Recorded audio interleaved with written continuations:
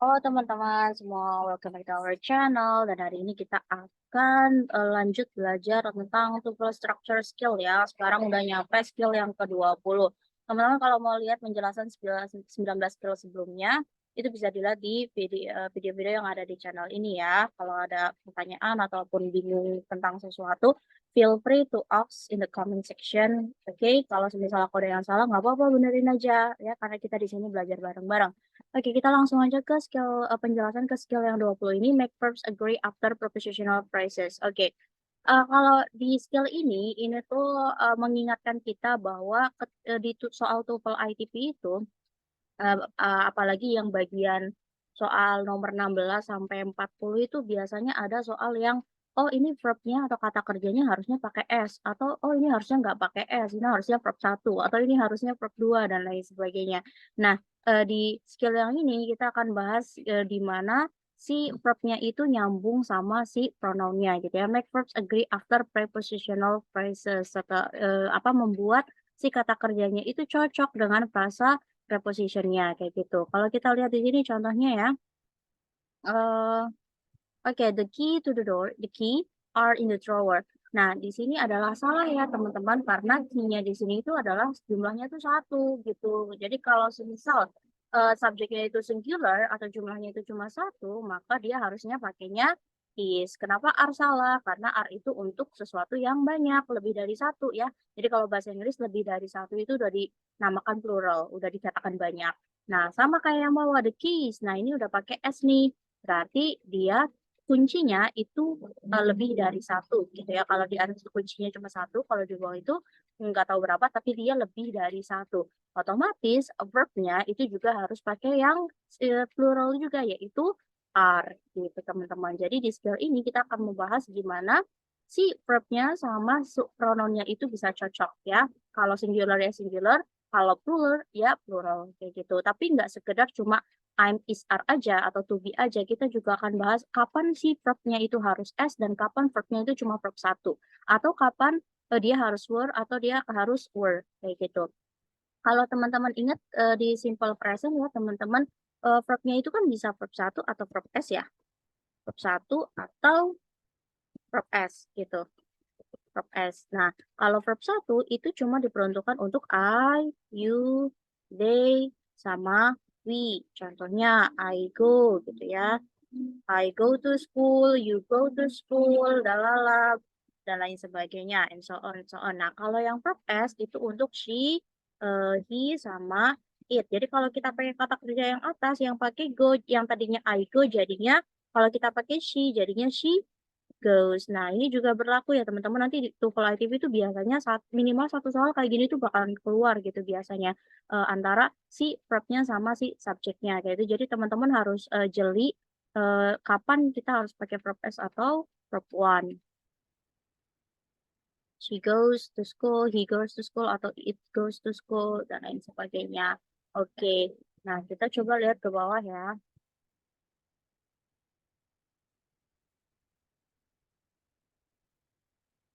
Subjek, verb. Jadi intinya kalau di, eee bab ini atau di skill ini kita cuma diminta untuk mengerti bahwa verbnya itu memang cocok dengan si subjeknya.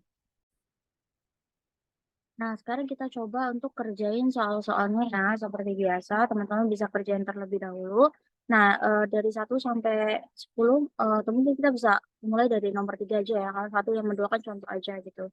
Nah, jadi cara cara pengerjaannya sama seperti biasa, kalau masih di bagian skill kayak gini, kita cuma, disuruh nebak apakah kalimat ini benar atau tidak. Tinggal kalau misal dia benar, itu kita tulis C atau correct, kalau misal dia salah, kita tulis incorrect. Nah, kalau semisal jawabannya salah, kita harus tahu kenapa dia salah ya, agar kita biar bisa jadi bahan belajar kita juga untuk setelahnya. Oke. Number 3, the tenants. Oke, di sini ada S. Jadi teman-teman ingat ya, kalau kata benda belakangnya ada S ya, S tambahan apalagi, syukur-syukur teman-teman udah tahu kalau kata benda itu emang dulunya nggak ada S-nya terus tiba-tiba ada S, oh berarti itu jumlahnya lebih dari satu kayak gitu. Jadi dia plural ya. Oke, ini berarti plural ya, banyak. In the apartment next to mine is giving a party this evening. Nah, is ini, untuk sesuatu yang, tunggal. Berarti karena ini plural, ininya single, berarti tidak cocok ya, harusnya are. Karena dia harusnya, apa sih namanya, menyesuaikan dengan si subjeknya. Karena subjeknya lebih dari satu, maka verbnya juga harus lebih dari satu.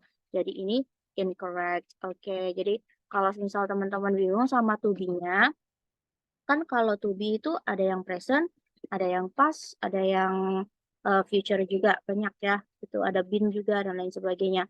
Nah, kalau semisal I'm, yang present itu kan I'm, is, sama are nih kan. Nah, kalau I'm itu emang khususnya buat I, jadi ya tunggal. Tapi kan biasanya kalau buat kata benda nggak mungkin dipakai ya. Ya, karena itu buat kata ganti orang aja. Nah, kalau is itu untuk benda yang satu. Oke, yang singular. Contohnya kayak she, he, sama it. Nah, kalau are baru dia untuk yang plural. Contohnya kayak you. Kenapa kamu itu juga plural? Karena di bahasa Inggris itu kan nggak ada kalian ya, nggak ada kata kalian gitu kayak bahasa Indonesia. Jadi dia memakai you juga. Maka dari itu mereka membuat apa ya, kayak diumumin aja you itu menjadi plural kayak gitu. Jadi walaupun you-nya yang kita maksud you-nya itu kamu satu, jadi tetap kita pakainya you are gitu. You, they, mereka udah pasti lebih dari satu ya, and we, kayak gitu. You, they, we, gitu ya teman-teman. Sama kayak was sama were. Oke, ini kan to be bentuk past nih. Kalau was itu untuk yang single ya, I, she, terus he sama it gitu. Nah, terus kalau yang were berarti itu sisanya you, they, we yang kita anggap sebagai jamak. You, they, we. Nah, terus yang kita ingat-ingat di sini kalau simple present untuk verb-nya kalau yang di atas itu kan to be semua ya untuk kalimat yang nominal-nominal gitu. Nah, kalau untuk kalimat verbalnya kalau yang di simple present ingat-ingat seperti yang penjelasan di awal ya. Apa sih namanya verb 1 sama verb S. Verb 1 itu kalau semisal pronounnya atau subjeknya itu I, you, they, sama we. Kalau verb S, verbnya itu harus S, maka subjeknya di depannya itu she, he, sama it. Oke?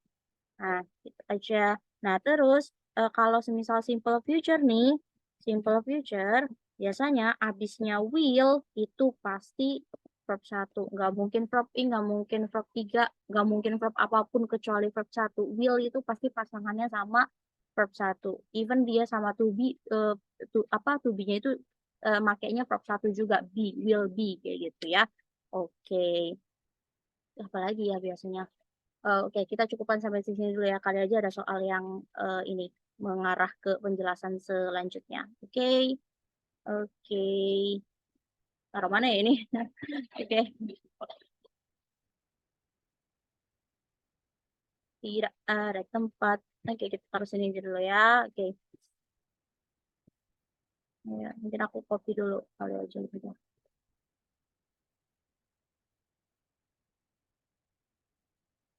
Okay, number 4. The president, surrounded by Secret Service agents, is trying to make his way to the podium. Oke, nah di sini kan ada 2 koma nih. Jadi teman-teman, kalau misal teman-teman nemuin 2 koma begini, ya ini namanya apositif. Nah, kalau di dalam 2 koma ini ada verb, dia bukan verbnya subjek ya. Iya, di sini tuh kalau kita munculin itu jadinya tuh the president who is surrounded by. Nah, tapi who is-nya itu terbuang karena dia kerijus ya dan emang boleh dibuang tuh boleh gitu ya tujuannya untuk menyingkat kalimat juga kayak gitu ya. Jadi the president ini subjeknya berarti satu ya teman-teman presidennya is trying. Nah, ini kan untuk tunggal juga nih is trying to make his way to the podium. Jadi ini singular berarti benar. 5. The building destroyed during the fire are being rebuilt at the taxpayers' expense. Nah, ini subjek ya. Dan ini verbnya yang are. Kenapa destroyed itu bukan verb? Karena dia verbnya konektor. Jadi di sini itu ya ada konektor dan subjek yang terbuang gitu. Jadi kalau kita munculkan the buildings that are destroyed. Nah, jadi bangunan-bangunan yang dihancurkan saat kebakaran kayak gitu. Kok kita bisa tahu kalau ada yang dibuang gitu ya? Ya karena di sini ada verb ada verb lagi gitu. Kalau aku pribadi, aku bisa tahu bahwa ada konektor dan, subjek yang dibuang karena di belakangnya itu ada verb yang lain, terus di bagian sini itu nggak ada konektor sama sekali. Otomatis pasti ada konektor yang dibuang karena verb itu, kalau misal ada 2 verb terus kayak nggak beriringan banget sih, cuman kayak ada verb yang, verbnya udah disebutin terus belakang-belakang ada verb lagi gitu. Itu nggak bisa kalau nggak ada konektor di tengah gitu, kalau nggak ada penyambungnya gitu ya teman-teman ya. Dan kalaupun kita tidak menemukan berarti kemungkinan dia di-reduce, dihilangkan, kayak gitu ya. The buildings, nah ini ada S-nya nih, berarti bangunannya banyak, berarti plural. Verb-nya juga plural, are ya, berarti benar. Because of the seriousness of the company's financial problems, the board of directors have called an emergency meeting. Oke, di sini ada because of the seriousness, bla bla bla. Oke, the board of directors. Oke, the board of directors. Nah, kita kalau misal ada preposition kayak gini ya teman-teman ya, setelah kata depan begini, belakangnya itu bukan subjek. Jadi directors ini bukan subjek ya. Subjeknya adalah si the board-nya. Karena the board-nya ini nggak ada S, dan dia juga bukan plural bentuknya, berarti dia single. Nah, kalau single berarti bukan, iya lupa yang ini. Jadi kalau semisal present perfect ya, ini maksudnya ke present perfect. Kalau present perfect itu kan ada subject plus has ya. Have atau has gitu kan. Nah, kalau have itu buat yang apa sih namanya yang plural ya. Nggak plural juga sih. Buat I, you, they sama we. Oke. I, you, they sama we. Nah, kalau has itu untuk she, it. Nah, gini. Ini untuk yang she, it. Jadi kalau semisal subjeknya satu, nama begini biasanya dia masuknya ke it ya, masuk ke it gitu, nggak ke Ayu Dewi gitu. Nah kalau dia masuknya ke it, berarti dia harusnya has. Di sini bukan have tapi harusnya has. Oke, jadi incorrect. Manufacture of the items that you requested have been discontinued because of lack of profit on those items. Manufacture. Oke, manufaktur. Oke, of the item. Dia preposition. Ini ada items walaupun dia plural tapi dia bukan subject karena dia setelah prepositionnya that you requested have been. Nah, ini verbnya. Nah, ini nih maksud aku yang that you requested yang kamu pesan ini adalah adjective clause yang nggak dibuang ininya konektor sama subjeknya. Nah, jadi apa sih namanya? That you ini ada requested, verb juga, ini ada verb juga, have-nya. Jadi nggak apa-apa selama dia ada konektor si that-nya ini, kayak gitu ya. Oke, have been, jadi ini singular ya, tunggal ya subjeknya. Terus have harusnya kayak nomor 6 ya, harusnya pakainya has. Oke, jadi incorrect. Okay, number 8. Further development of any new ideas for future products has to be approved in advance. Further development. Okay, further development satu ya, singular of any new ideas for future products has. Nah, ini baru benar. Verbnya paket yang tick. Oke, jadi correct. Oke, kita ke bawah.